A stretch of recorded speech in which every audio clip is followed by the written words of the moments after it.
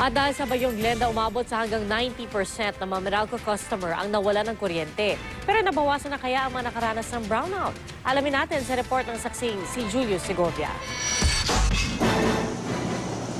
Wala ng bagyo pero brownout pa rin sa maraming bahagi ng Luzon. Si Mang Roger nga, nangangapa sa dilim habang nagluluto ng mga paninda sa kanyang karinderya. Nawawala kami ng customer. Apektado talaga yung binta natin. Malaking nawawala. Ang ilan naman, nagpunta sa mga mall para makicharge. Hindi lang ng mga cellphone kundi pati mga flashlight.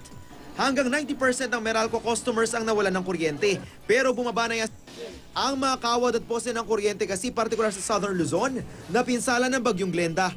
Kabilang dyan ang mga transmission line na daanan ng kuryente mula sa mga power plant papunta sa mga distributor gaya ng Meralco. Usually, it crosses from east to west and then it's gone. Not in this case. And that's why ang population affected is medyo malaki. Bumagsak din daw ang isang substation ng NGCP sa Tayabas, Quezon. I hope lang to be a bit more patient. We're trying our very best to restore our facilities. We cannot even assess how many poles are down, so medyo, but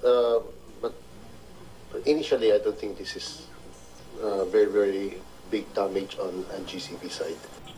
Bukod sa mga customer ng Meralco, nawalan din ng kuryente ang customers ng 15 electric cooperatives sa iba't ibang probinsya. Kabilang dyan ang Albay na posibleng abutin daw ng 3 araw ang brownout. Ako si Julius Segovia, ang inyong saksi.